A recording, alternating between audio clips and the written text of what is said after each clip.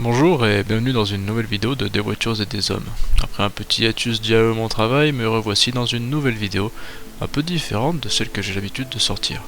Comme vous l'aurez compris, j'aime beaucoup toutes les voitures de tous les genres, mais surtout j'aime changer de voiture, même si je ne le fais pas aussi souvent que je ne le souhaiterais. Et aujourd'hui, je vais me mettre du point de vue d'un amateur de voitures qui n'a que peu de connaissances, ou du point de vue d'une personne qui veut juste acheter une voiture sans se faire arnaquer, sans avoir forcément une immense passion de l'auto.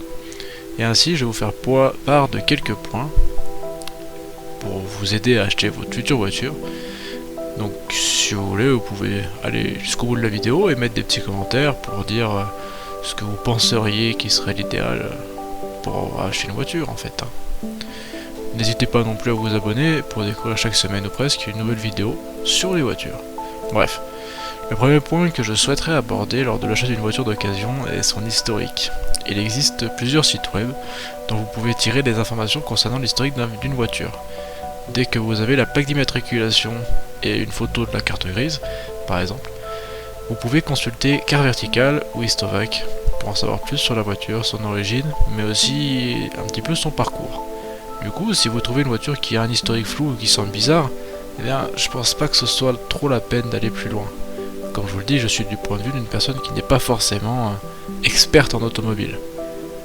Et je tiens à préciser que même si Car Vertical est payant, à mon avis, il vaut mieux payer 20 € pour rien, plutôt que de payer 20 000 € et l'avoir dans l'os. Le deuxième point, c'est de chercher le modèle que vous souhaitez et de vous renseigner dessus. Vraiment. Prenez le temps d'y réfléchir, prenez le temps de voir, de regarder, de comparer.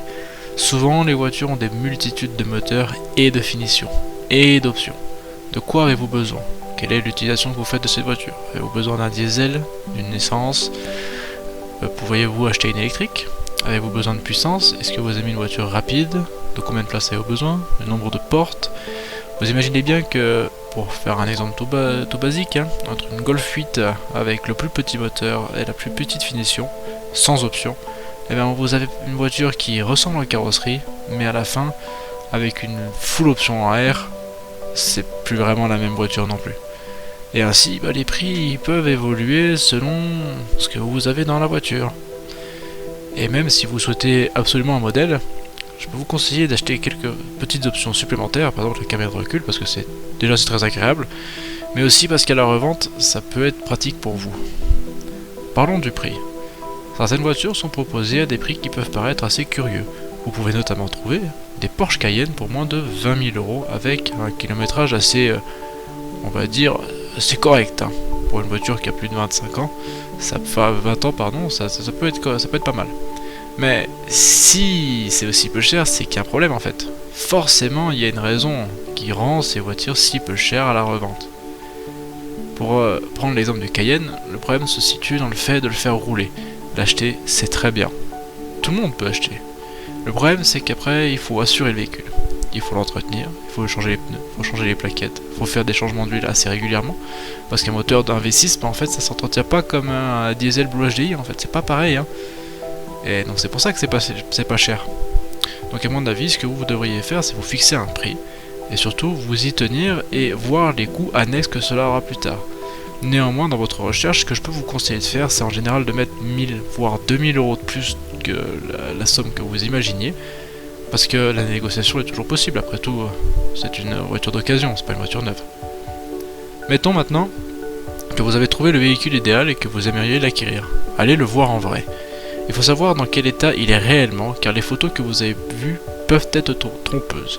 Vérifiez la carrosserie à la recherche de bugnes, de rayures, de pocs. Vous pouvez trouver des rayures, notamment sur les pare-chocs, ou dans les poignées de porte, ou sur les portes. Il y a un petit coup quand on ouvre sur l'enflure, vous savez, qui ouvre sa porte un peu fort sur le parking de Super U, quoi. Donc c'est toujours quelque chose que vous pourriez utiliser pour la négociation. Après tout, s'il y a quelques défauts esthétiques, c'est toujours quelque chose qu'on peut utiliser à sa faveur.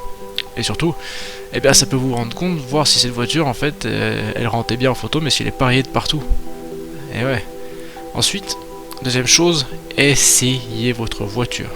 Il faut voir si la conduite vous plaît, mais aussi la position de conduite. Quand vous êtes grand, comme moi, que vous faites quasiment 1m90, ou que vous êtes petit, vous faites 1m60, ça peut être très très gênant pour certaines personnes. Quand vous êtes assis dans la voiture, touchez à tous les boutons et ouvrez toutes les portes, le capot, pour voir si tout fonctionne tout simplement. En fait, c'est pas après avoir acheté la voiture qu'il faudra se dire mince, un bouton ne marche pas, parce que vous pourriez être remboursé ou ça pourrait être pris en charge pour le garage. Mais bon, si vous habitez en Savoie et vous achetez votre voiture en Bretagne, c'est chiant quoi en fait. Ensuite, quand vous allez conduire, accélérez, freinez brutalement entre guillemets, ne vous éclatez pas non plus contre le volant. Mais comme ça, au moins, vous savez s'il peut y avoir un bruit qui peut être bizarre ou un trou à l'accélération. C'est des choses que tout le monde peut reconnaître et tout le monde peut comprendre. Quand vous serez à côté de la voiture, posez des questions. Est-ce qu'elle est entretenue? Est-ce qu'il y a des choses à faire prochainement? Est-ce que ça coûte cher? Ça, c'est des petites questions, mais en fait, il faut toujours voir l'achat d'une voiture comme un achat qui peut être sur l'assez long terme. Et donc, en fait, il faut faire attention à ces coûts qui ne sont pas négligeables parfois. Enfin, ça c'est vraiment le truc essentiel. Achetez toujours une voiture avec le contrôle technique valide de moins de 6 mois. Sans, vous ne pourrez pas la faire immatriculer à votre nom et s'il y a un problème, c'est vraiment la merde. Le contrôle technique ne doit pas obligatoirement être valide. Vous pouvez l'acheter, cette voiture, avec un contrôle technique défavorable tant qu'il est récent. Pour autant, quand vous aurez acheté la voiture, il faudra faire les réparations qui sont indiquées sur le procès-verbal de contrôle technique.